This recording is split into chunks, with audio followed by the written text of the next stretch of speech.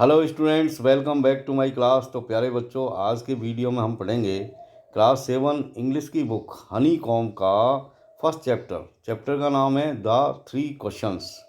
तो प्यारे बच्चों, यहाँ हम इस चैप्टर का इंग्लिश से हिंदी में एक्सप्लेनेशन करेंगे और जो भी डिफ़िकल्ट वर्ड्स आएंगे उनकी भी हिंदी मीनिंग्स देखेंगे और अंत में जो इम्पोर्टेंट क्वेश्चंस है उनके ऊपर भी चर्चा करेंगे। तो अच्छे से समझने के लिए आप बने रहें मेरे साथ और देखें वीडियो को शुरू से अंत तक। तो आइए बच्चों, शुरू करते हैं। The thought came to a certain king.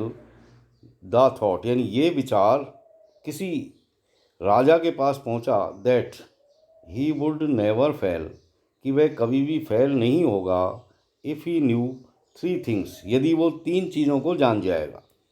अब वो 3 चीज़ें कौन सी हैं जो उसे जाननी चाहिए? दीज 3 थिंग्स वर, ये 3 चीज़ें थी। What is the right time to begin something, पहली चीज़ तो ये, यानी ये फर्स्ट क्वेश्चन है। What is the right time यानी सही समय कौन सा है, टू बिगिन समथिंग, किसी काम को शुरू करने के लिए, यानी किसी कार्य की शुरुआत करने के लिए सही वक्त कौन सा है, ये पहला क्वेश्चन यहाँ पर आया एक।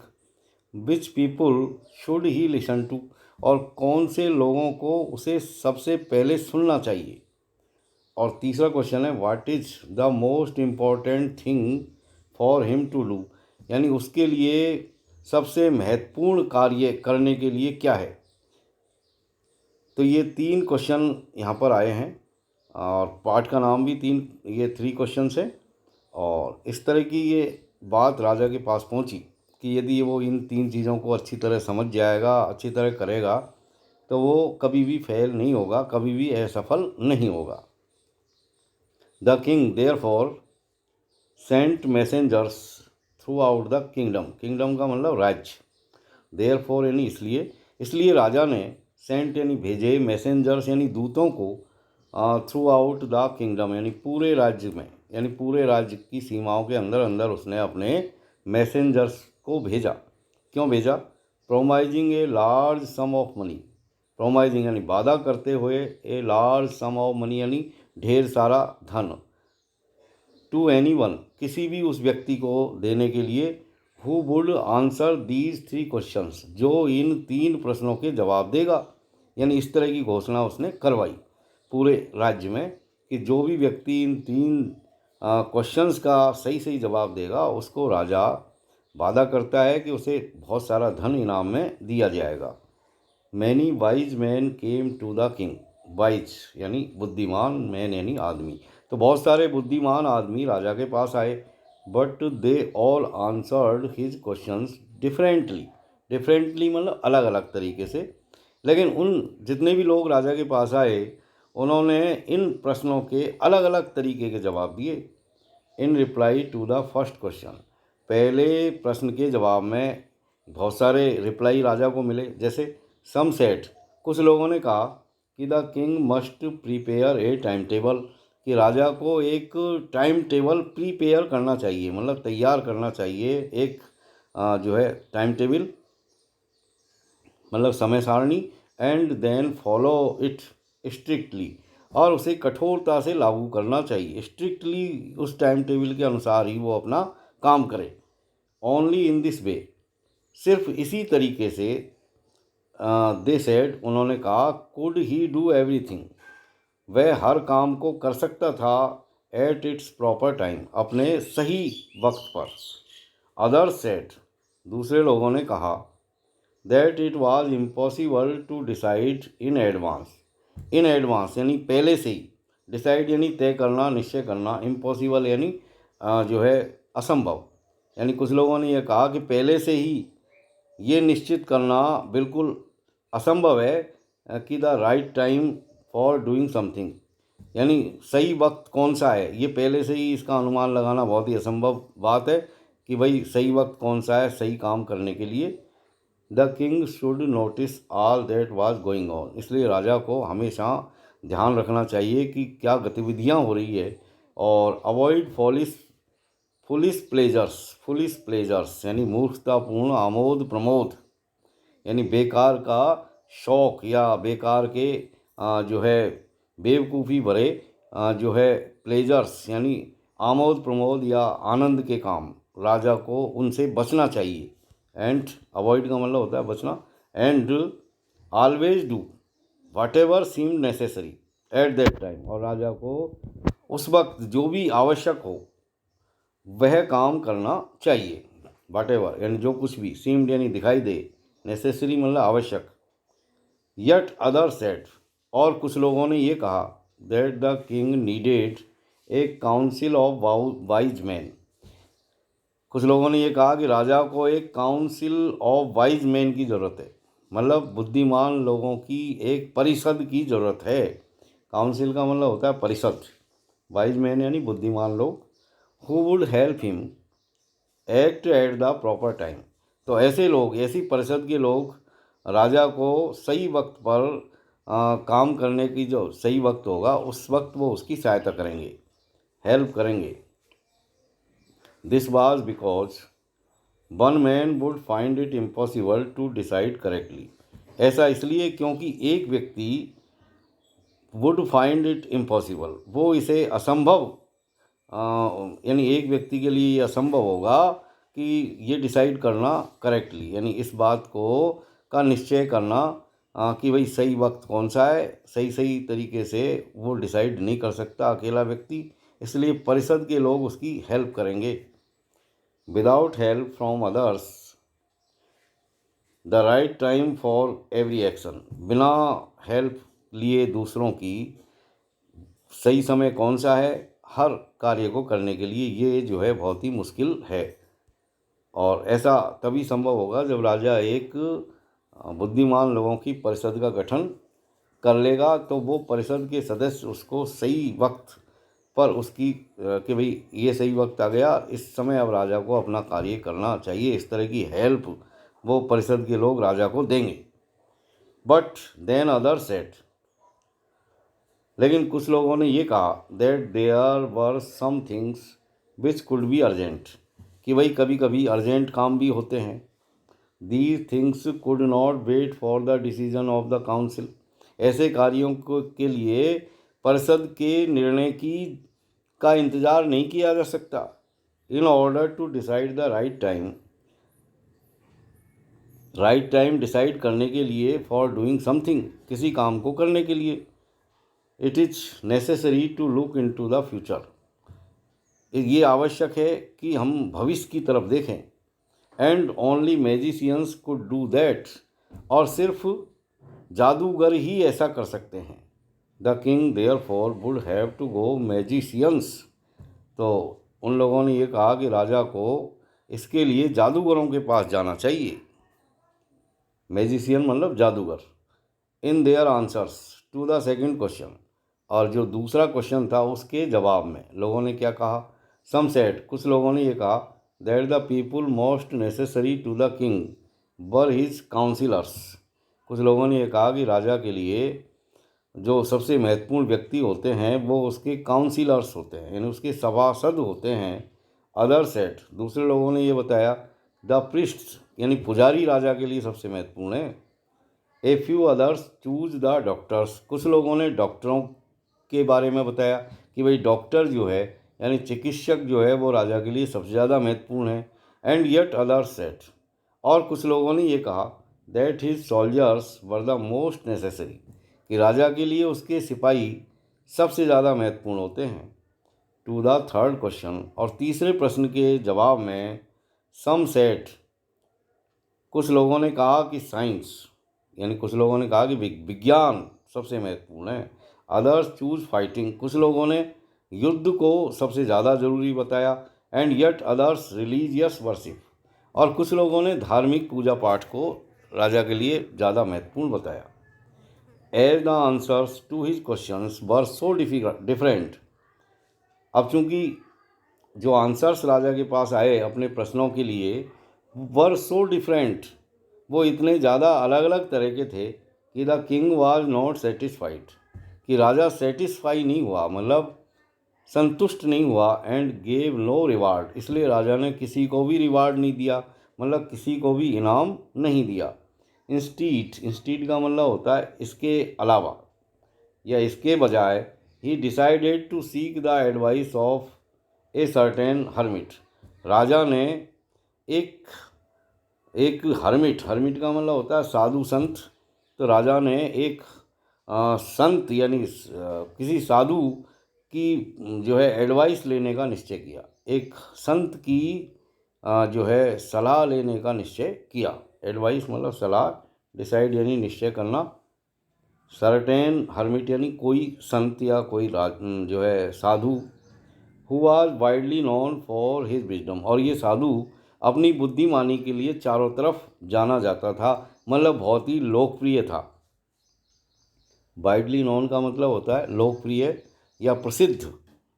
The hermit lived in A would which he never left, ये जो साधु था वो एक जंगल में रहता था और उस जंगल से बाहर कभी भी वो नहीं जाता था। He saw no one but simple people, उस साधु ने सिवाय साधारण लोगों के और किसी को नहीं देखा था, यानी जैसे राजा को उसने पहले नहीं देखा। And so the king put on ordinary clothes, इसलिए राजा ने भी सामान्य कपड़े पहने। Before he reached the hermit's hut, और उस साधु की झोंपड़ी तक पहुंचने से पहले the king left his horse with his body guard and went on alone, यानी झोंपड़ी में जाने से पहले राजा ने क्या किया, अपने घोड़े को अपने बॉडीगार्ड के पास छोड़ दिया। बॉडीगार्ड मतलब अंग रक्षक। एंड वेंट ऑन अलोन, और अकेला ही उस साधु की झोंपड़ी में गया। As the king came near the hermit's hut, और जैसे ही राजा उस साधु की झोंपड़ी के पास आया, ही सा the hermit digging the ground in front of his हट, वह साधु अपनी झोंपड़ी के सामने जमीन को खोद रहा था। डिग, डिग का मतलब खोदना। He greeted the king and continued digging, साधु ने राजा को देखा और उसने अपने खुदाई के काम को जारी रखा। कंटिन्यूड जारी रखा, डिगिंग यानी खुदाई का काम। The hermit was old and weak, वह साधु बिल्कुल वृद्ध और वीक था, कमज़ोर था। एंड एज ही वर्कड, अब चूंकि वो काम कर रहा था तो काम करने के कारण क्या हो रहा था, ही ब्रेथ्ड हैवीली, यानी ज़ोर ज़ोर से सांस ले रहा था। ब्रेथ्ड हैवीली का मतलब ज़ोर ज़ोर से सांस ले रहा है, और उसकी सांस भर रही थी। The king went up to the hermit, राजा उस हर्मिट के पास पहुंचा। एंड सेड, और उससे कहा, I have come to you, मैं आपके पास आया हूँ। वाइज हर्मिट, बुद्धिमान संत, to ask you to answer 3 questions, मैं आपसे 3 प्रश्नों के जवाब चाहता हूँ, या 3 प्रश्नों के जवाब पूछने आया हूँ। How can I learn to do the right thing at the right time, मैं आपसे ये जानना चाहता हूँ कि मुझे ये कैसे पता चलेगा कि सही काम करने का सही वक्त कौन सा है। Who are the people I need most, और मेरे लिए सबसे ज़्यादा महत्वपूर्ण व्यक्ति कौन है। And what affairs are the most important, और मेरे लिए सबसे अत्यधिक महत्वपूर्ण कार्य कौन से हैं करने के लिए। तो ये 3 क्वेश्चन उसने बताए उस साधु को। तब साधु ने क्या कहा, the hermit listened to the king but did not speak, उस हर्मिट ने राजा की बातों को सुना, लिसन मतलब सुनना, लेकिन बोला नहीं। स्पीक, डिड नॉट स्पीक यानी बिल्कुल भी कुछ नहीं बोला। ही वेंट ऑन डिगिंग, वो अपने कार्य में लगा रहा, मतलब जो खुदाई का काम कर रहा था डिगिंग का, तो वो उसमें फिर कंटिन्यू करने लगा। उसने कोई जवाब जो है राजा को नहीं दिया। You are tired said the king, तब राजा ने कहा कि महाशय आप थक गए हैं। Let me take the spade and work in your place, राजा ने क्या कहा उस हर्मिट से कि let me take the spade, यानी मुझे ये फावड़ा लेने दो और आपकी जगह मुझे काम करने दो। स्पेड का मतलब फावड़ा यानी खुदाई का औजार, instrument for digging, that is a spade. Thanks said the hermit, तब हर्मिट ने कहा धन्यवाद। Giving the king his spade, राजा को अपना फावड़ा देते हुए, यानी राजा को अपना फावड़ा देते हुए उस साधु ने धन्यवाद दिया राजा को और फावड़ा दे दिया उसको। Then he sat down on the ground, और फिर वो साधु ग्राउंड पर बैठ गया, यानी ज़मीन पर बैठ गया। When the king had dug 2 beds, और जब राजा 2 क्यारियाँ खोद चुका था, 2 बेड्स मतलब 2 क्यारियाँ या चौकड़ी, he stopped and repeated his questions, तब राजा ने जो है अपने प्रश्नों को फिर दोहराया और रुक गया वो काम करते हुए, और फिर साधु से अपने प्रश्नों को दोहराया, मैंने दोबारा पूछा। The hermit gave no answers, हर्मिट ने कोई जवाब नहीं दिया। बट स्टूड अप, वो सिर्फ खड़ा हुआ। Stretching out his hand for the spade, उसने फावड़े के लिए अपने हाथों को आगे बढ़ाया, स्ट्रेच किया, स्ट्रेच मतलब फैलाना, आगे बढ़ाना। एंड सेट, और कहा, now you rest and let me work, क्या कहा उसने राजा से कि अब आप आराम कीजिए और मुझे काम करने दो। But the king did not give him the spade, लेकिन राजा ने उसे फावड़ा नहीं दिया। एंड कंटिन्यूड टू डिग, और राजा लगातार खोदता रहा। 1 आवर पास्ट, 1 घंटा गुजर गया। देन अनदर, फिर दूसरा घंटा भी गुजर गया। The sun went down behind the trees, सूर्य भी पेड़ों के पीछे चला गया। And at last the king stuck the spade into the ground and said, अंत में राजा ने फावड़े को जमीन पर रख दिया और कहा, आई केम टू यू, मैं आपके पास आया हूँ, वाइज मैन, बुद्धिमान व्यक्ति, for an answer to my questions, मेरे प्रश्नों के जवाब के लिए। If you can give me no answer, यदि आप मुझे जवाब नहीं दे सकते तो टेल मी सो, तो मुझसे ऐसा कह दो। And I will return home, और मैं अपने घर वापस चला जाऊंगा।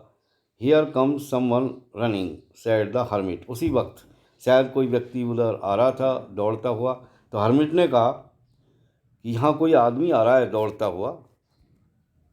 तो ये इस चैप्टर का ये पहला भाग यहाँ पर पूरा हो गया, और ये इसके कॉम्प्रहेंशन चेक है, इनको ज़रा सा समझ लेते हैं। जैसे ये पहला क्वेश्चन है, what did the king want to know answers to 3 questions, यानी राजा अपने 3 प्रश्नों के जवाब क्यों जानना चाहता था। सेकंड देखिए, messengers were send through out the kingdom, यानी पूरे राज्य के अंदर जो है चारों तरफ मैसेंजर्स यानी दूतों को, संदेश वाहकों को भेजा गया। क्यों भेजा गया, पहला क्वेश्चन देखिए, टू फैच वाइज मैन, बुद्धिमान आदमियों को लाने के लिए। To find answers to the questions, to look for the wise hermit, to anyone, a reward for these those who could answer the question. तो ये चौथा वाला यहाँ पर आपका राइट आंसर है। अब देखिए आगे, मार्क योर चॉइस। हाँ, अब देखिए सेकंड वाला पार्ट शुरू करते हैं यहाँ से। द किंग टर्नेड राउंड, राजा ने पीछे घूम के देखा, एंड सा, और देखा, a bearded man running towards him, यानी एक दाढ़ी वाला आदमी उनकी तरफ, टुवार्ड्स का मतलब होता है की तरफ, तो उनकी तरफ रनिंग करता हुआ आ रहा था, मतलब दौड़ता हुआ आ रहा था, यानी एक आदमी उनकी तरफ दौड़ता हुआ आ रहा था जिसके दाढ़ी थी। His hands were pressed against his stomach, उसके हाथ जो है उसने अपने पेट पर कस करके रख रखे थे, या पेट को कस के पकड़ रखा था उसने अपने हाथों से। प्रेस यानी दबाना, हैंड्स यानी हाथ, स्टोमक मतलब पेट। From which blood was flowing, और पेट में से शायद खून बह रहा था। फ्लो यानी बहना, फ्लोइंग बह रहा था, ब्लड मतलब रक्त या खून। When he reach the king he fainted and fell to the ground, और जब वो आदमी रीच यानी पहुंचा राजा के पास, तो ही फेंटेड यानी राजा के पास पहुंचते ही क्या हुआ उस आदमी का, ही फेंटेड यानी वो बेहोश हो गया, और फेल टू द ग्राउंड, और ज़मीन पर गिर पड़ा। The king and the hermit removed the man's clothing, राजा और उस हर्मिट दोनों ने मिलकर के उस आदमी के कपड़ों को हटाया। And found a large wound in his stomach, और उन्होंने उस आदमी के पेट में एक गहरा घाव देखा। वुंड का मतलब होता है घाव, लार्ज बाउंड यानी बड़ा घाव या गहरा घाव। The king washed and covered it with his handkerchief, राजा ने उस घाव को पानी से धोया और उस घाव को अपने रुमाल से बांध दिया। But the blood would not stop flowing, लेकिन खून जो है लगातार बहता रहा, रुका नहीं। The king redressed the wound until at last the bleeding stopped. अंत में राजा ने दोबारा से उस आदमी के पट्टी की रीड्रेस किया, मतलब दोबारा से और कपड़े बांधे उसके, और तब जो है तब तक जब तक कि खून बहना रुक नहीं गया। द मैन फेल्ट बेटर, अब वो आदमी पहले से बेहतर महसूस कर रहा था। And asked for something to drink, और उसने पीने के लिए कुछ मांगा। अब पीने के लिए क्या मांगा उसने? पानी मांगा होगा। The king brought fresh water, राजा बिल्कुल ताज़ा पानी लेके आया। एंड गेव टू हिम, और उसे पीने के लिए दिया। बाय दिस टाइम, इस समय तक, द सन हैड सेट, सूर्य छिप चुका था। And the air was cool, हवा बिल्कुल ठंडी हो गई थी। The king with the hermits help carried the wounded man into the हट, राजा उस साधु की सहायता से उस घायल व्यक्ति को झोंपड़ी के अंदर लेकर के आया। And laid him on the bed, और उसे बिस्तर पर लिटा दिया। The man close his eyes, उस व्यक्ति ने अपनी आँखों को बंद कर लिया। एंड ले क्वाइट, और चुपचाप लेट गया। The king tired by his walk and the work he had done, राजा थक गया था इस तरह पैदल चल के आने से, और जो उसने काम किया था खुदाई का, उससे पूरी तरह से थक गया था राजा। तो राजा भी lay down on the floor, राजा भी फर्श पर लेट गया। And slept throughout the night, और सारी रात सोया। वैन ही अवॉक, और जब राजा जगा, it was several minutes before he could remember, तो उसे चीज़ों को याद करने में कुछ मिनट लगे। यानी पिछली जो घटनाएं हुई थी उस रात से पहले, उन घटनाओं को याद करने में राजा को काफ़ी समय लगा, कुछ मिनट लगी कि भाई क्या क्या घटनाएं हो गई थी कल। वेयर ही वाज, और who the strange bearded man lying on the bed was, ये जानने के लिए कि वह किस जगह पर था, और ये अजीब तरह का या ये अजनबी जो दाढ़ी वाला आदमी जो बिस्तर पर लेटा हुआ था, ये कौन था, इन चीज़ों को जानने में राजा को कुछ समय लगा। Forgive me, said the bearded man in a week voice when he सा द किंग वाज अवेक, यानी उस दाढ़ी वाले व्यक्ति ने जब राजा को जगते हुए देखा तो उसने कहा, उस दाढ़ी वाले व्यक्ति ने बहुत ही कमज़ोर आवाज़ में कहा कि राजन मुझे माफ़ कर दो। फॉरगिव यानी माफ़ करना। I do not know you and have nothing to forgive you for, said the king. तब राजा ने कहा कि भाई मैं तुमको नहीं जानता, और मैं किस चीज़ के लिए तुमको माफ़ करूं। इस तरह राजा ने उससे कहा कि भाई मुझसे माफ़ी किस चीज़ की मांग रहे हो। You do not no me but I know you, I am that enemy of yours who swore revenge on you because you put my brother to death and seized my property। तो उस आदमी ने कहा कि राजन आप मुझे नहीं जानते, लेकिन मैं आपको जानता हूँ। मैं हूँ दैट एनिमी ऑफ योर्स, मैं आपका वह शत्रु हूँ जिसने आपसे बदला लेने की शपथ खाई है। सोर यानी शपथ लेना, रिवेंज यानी बदला लेना, यानी मैंने आपसे बदला लेने की कसम खाई है। क्योंकि you put my brother to death, क्योंकि आपने मेरे भाई को मृत्युदंड दे दिया। और एंड सीज्ड माई प्रॉपर्टी, और आपने मेरी संपत्ति को जब्त कर लिया, सीज कर लिया। I knew you had gone alone to see that hermit, मैं इस बात को जानता था कि तुम अकेले इस साधु के पास आए हो। And I made up my mind, और मैंने निश्चय किया, टू किल यू, तुमको मारने का, ऑन योर वे होम, जब तुम घर वापस लौटने वाले थे। कहने का मतलब जब तुम घर वापस लौटते तो उस वक्त मैं आपको मार देता। इस तरह का मैंने जो है मेड अप माई माइंड, यानी मैंने विचार किया था, निर्णय किया था। बट द डे पास्ट, लेकिन सारा दिन गुजर गया। And you did not return, और तुम वापस नहीं लौटे। So I left my hiding place, इसलिए मैं मेरे छुपने के स्थान से बाहर निकला। And I came upon your bodyguard, और मैं तुम्हारे अंगरक्षक के पास गया। उसके ऊपर कहने का मतलब अंगरक्षक के पास गया। हु रिकॉग्नाइज्ड मी, रिकॉग्नाइज मतलब पहचानना, उसने मुझे पहचान लिया। एंड वुंडेड मी, और उसने मुझे पहचान लिया तो उसने मुझे घायल कर दिया। आई एस्केप्ड फ्रॉम हिम, मैं उससे बच कर के भागा। एस्केप का मतलब होता है बच कर के भागना। But I should have died if you had not dressed my wounds, लेकिन यदि तुम मेरे घावों की मरहम पट्टी नहीं करते तो मैं मर गया होता। I wish to kill you, मैंने आपको मारने की इच्छा की थी। And you have saved my life, लेकिन तुमने मेरा जीवन बचाया। सेव मतलब बचाना। नाउ, अब if I have, now if I live, लेकिन अब यदि मैं जिंदा रहता हूँ तो आई विल सर्व यू, तो मैं आपकी सेवा करूँगा। As your most faithful servant, तुम्हारे किस तरह सेवा करूँगा? आपकी एक अत्यधिक स्वामी भक्त नौकर की तरह मैं सेवा करूँगा आपकी। And will order my sons to do the same, और मैं मेरे पुत्रों को भी कहूँगा कि वो भी ठीक इसी तरह आपकी ज़िंदगी भर सेवा करें। तो राजन फॉरगिव मी, मुझे क्षमा कर दें। यानी आप तो इतने दयालु हैं कि आपने मुझको मरने से बचाया, जबकि मैं आपको मारने के लिए यहाँ आया था। The king was very happy to have made peace with his enemy so easily, राजा बहुत खुश हुआ इस तरह शांति स्थापित करने में अपने शत्रु के साथ, यानी इतनी आसानी से अपने शत्रु के साथ शांति स्थापित करने पर राजा बहुत खुश हुआ।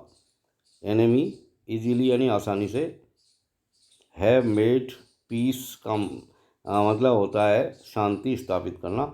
And to have won him over as a friend, इसके अलावा उसकी मित्रता हासिल करने के ऊपर भी राजा खुश हुआ।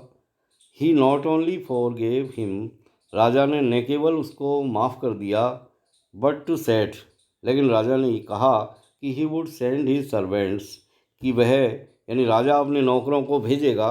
एंड हिज ओन डॉक्टर, और अपने डॉक्टर को भी भेजेगा। टू लुक आफ्टर हिम, उसकी देखभाल करने के लिए। And he promised to give back the man his property, और राजा ने उस व्यक्ति से उसकी संपत्ति को वापस करने का वादा भी किया। प्रोमाइज यानी वादा किया, गिव बैक यानी वापस करना, प्रॉपर्टी यानी संपत्ति।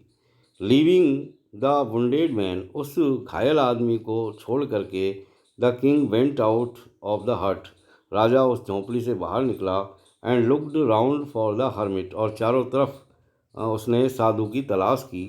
बिफोर गोइंग अवे, जाने से पहले, he wished once more to get answers to his questions, यानी जाने से पहले राजा की इच्छा थी कि वो अपने प्रश्नों के जवाब हासिल कर ले। The hermit was on his knees showing seeds in the beds, वह साधु घुटनों के बल बैठ करके जो क्यारियाँ कल खोदी गई थी उनमें बीज बो रहा था। शोइंग सीड का मतलब बीज बोना। That had been dug the day before, जिनको एक दिन पहले खोदा गया था। The king went up to the hermit, राजा उस साधु के पास गया। एंड सेड, और उससे कहा, फॉर द लास्ट टाइम, अब अंतिम बार, I beg you to answer my questions wise man, कि हे बुद्धिमान व्यक्ति, अब मैं अंतिम बार आपसे मेरे प्रश्नों के जवाब मांगता हूँ। You have already been answered, said the hermit, still bending down to the ground and looking up at the king as he stood before him. तब उस साधु ने कहा कि राजन, आपको तो पहले ही अपने प्रश्नों के जवाब मिल चुके हैं। You have been already been answered, उस साधु ने कहा, और वो अभी भी झुका हुआ था। स्टिल बेंडिंग, अभी भी झुका हुआ था नीचे की तरफ। टू द ग्राउंड, ज़मीन की तरफ। And looking up at the king, और राजा की तरफ देख रहा था जब राजा उसके सामने आकर के खड़ा हो गया। How have I been answered, what do you mean, तब राजा ने कहा कि आपके कहने का क्या अर्थ है, मुझे किस तरह जवाब मिले। डू यू नॉट सी, क्या आपने नहीं देखा, रिप्लाइड द हर्मिट, उस साधु ने जवाब दिया। If you had not pitied my weakness yesterday, क्या तुमने मेरे ऊपर कल दया नहीं की। And I had not dug these beds for me, और क्या तुमने मेरे लिए इन क्यारियों को नहीं खोदा। You would have gone away, then that man would have attacked you, यदि तुम यहाँ से चले जाते तो वो आदमी तुम्हारे ऊपर हमला कर देता। And you would have wished you had still with me, और तुमने फिर भी मेरे साथ ही रहने की इच्छा की।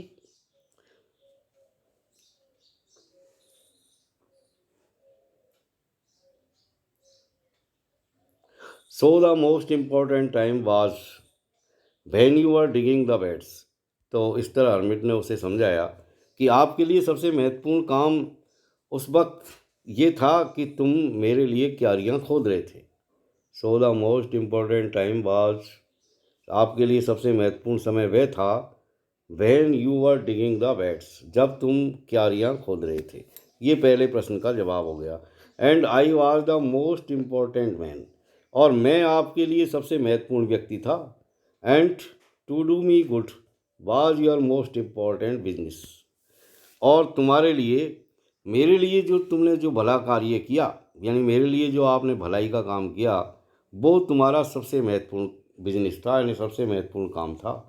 आफ्टरवर्ड्स, इसके बाद, when the man ran to us, जब वो आदमी दौड़ता हुआ हमारे पास आया, तो the most important time was, वो सबसे महत्वपूर्ण टाइम था when you were caring for him, जब तुम उसकी देखभाल कर रहे थे।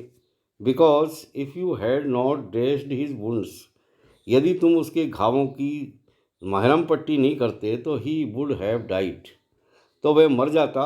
Without having made peace with you, तुम्हारे साथ शांति का समझौता किए बिना। So he was the most important man, इसलिए वह व्यक्ति तुम्हारे लिए सबसे महत्वपूर्ण व्यक्ति था। And what you did for him, और जो कुछ भी तुमने उसके लिए किया, was your most important business, वो तुम्हारे लिए सबसे महत्वपूर्ण काम था। रिमेंबर देन, तब याद रखो, एक there is only one time that is important, यानी अब आगे फिर समझाया साधु ने कि remember then there is only one time, इस बात को याद रखो कि सिर्फ एक ऐसा वक्त होता है दैट इज़ इम्पॉर्टेंट, जो महत्वपूर्ण होता है। And that time is now, और वो समय है अब। कहने का मतलब आदमी के लिए प्रेजेंट, कहने का मतलब नाउ, यानी इस वक्त जो कुछ भी हो रहा है वो ही सबसे महत्वपूर्ण समय होता है हर आदमी के लिए।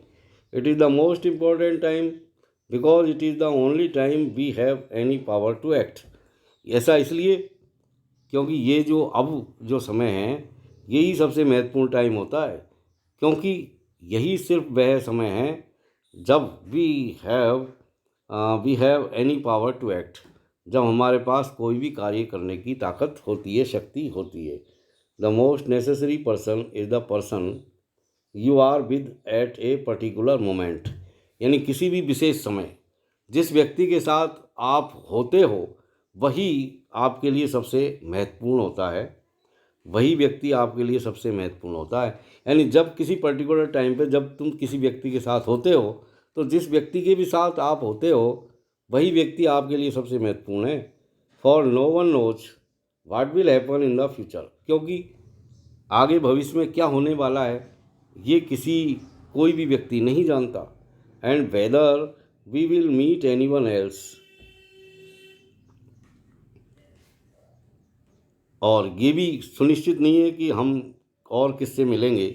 The most important business is to do that person good, और आपका जो सबसे महत्वपूर्ण काम होता है, वो महत्वपूर्ण काम ये होता है कि जिस वक्त जो भी व्यक्ति आपके साथ है, उस व्यक्ति के साथ आप कितना अच्छा भलाई का काम करते हो। Because we were sent into this world for the purpose alone, क्योंकि हम इस दुनिया के अंदर अपने उद्देश्यों की अकेले ही पूर्ति करने के लिए भेजे गए हैं।